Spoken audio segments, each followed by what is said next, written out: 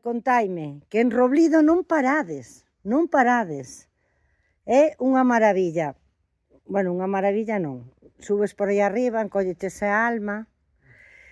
Cando vas chegando, sabes, estánse vendo moitos brotes, entonces empezache a alegrar o corpo, pero chegas aquí e isto é unha maravilla.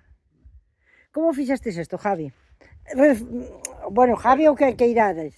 Bueno, isto xa o levamos facendo 2 anos. Este será o terceiro ano que estamos adornando ese pueblo como Sí, pero todo o pueblo íntegramente. tanto como este ano non.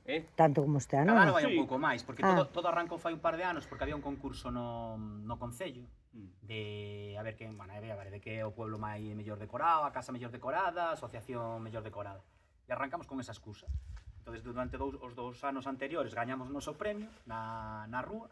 E este ano, pois, bueno, como xa había moitas cousas feitas, cada ano faise un pouquiño máis, algunha cousiña máis, pois tirouse pa diante. Hai aquí unha veciña que lle encanta isto, Raquel, que o impulsa bastante e, bueno, gracias a ela, pois está o pueblo como está. Digo, este ano non hai concurso porque volvedes a ganar, non? Creo que non hai concurso. Creo que non hai concurso directamente. Non sabemos. Nós facemos sempre o cozido. O cozido facemos sempre. Sí. Claro. E depois facemos co recaudado, danos unha cesta e facemos un cocido. E este ano, se non hai concurso, compraremos nós. Sí, foi unha tradición así. O cocido facémoslo igual. A primeira cesta que se gañou viña un lacón, bueno, un lacón pequeniño. Con unhas androllas. Entón, con esa excusa, fixemos un cocido co premio do concurso. Porque a troula aquí vai vos. Celebrades todo a Inaira. E agora no inverno onde celebrades? No bar, temos tamén... No bar que somos menos e collemos ali dentro. Temos tamén un local aí no fondo, cando somos moitos vamos para aí por fondo. Bueno, como se está vendo, Javi? Xa, bueno, cortaron moitos árboles, é verdad, como xa está o corazón un pouco máis despejado ou calquera que me quera falar? Digo Javi porque lle sei o nome. O agora xa está como máis verde todo, xa a recuperación vai se vendo pouco a pouco, non? Sobre todo ao redor do pueblo veise verde polas praderías. Toda a zona onde había erva pues, regenerou moi rápido. Depois, cando te sales un pouco a zona dos pinares e eso que están cortando, eso vai tardar tempo, non? Hasta a primavera non veremos resultados de regenerarse. Cando subía tamén vin que nas ladeiras de frente de Arroblido, non sei como lle chamades esa zona, pois hai moito mulching, non? Para as pallas para que non baixen as arroyos e as captacións. E que tedes problema de auga ou...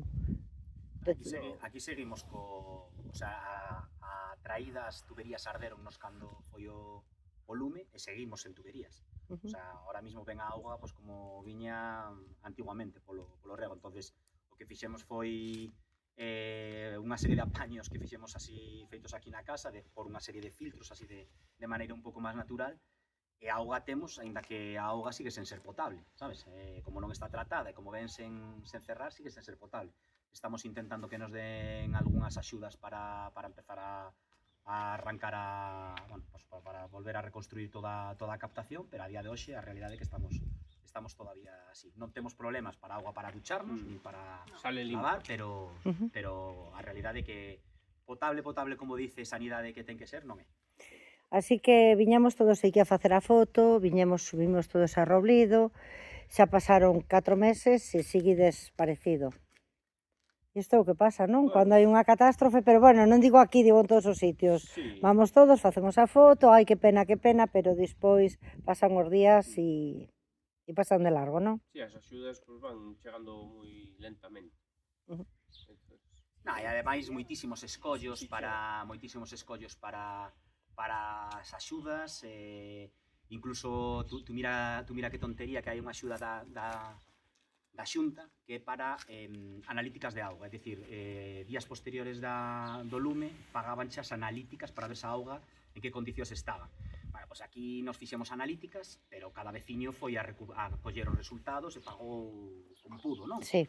Bueno, pues un dos escollos para recibir a axuda é que ten que haber unha xustificación digital do pago. Entón, claro, se un veciño pagou en man, xa che dicen que eso non, e estamos falando dunha cantidade ridícula. Hasta para cantidades ridículas poñen uns problemas enormes. Entón, moitas veces casi é mellor buscarte túa vida e tirar tú pola túa conta que ter que pasar por estes trámites de burocracia que ao final moitas veces non che levan a a ningún sitio. En fin, que non esperamos a que nos veñan as axudas. No, home, vos non esperades a nada, só esperastes a que chegara o lume para darlle.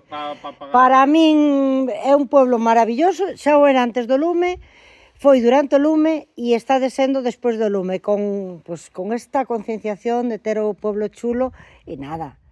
Vamos deixar aquí un pouco, que xa os problemas hainos.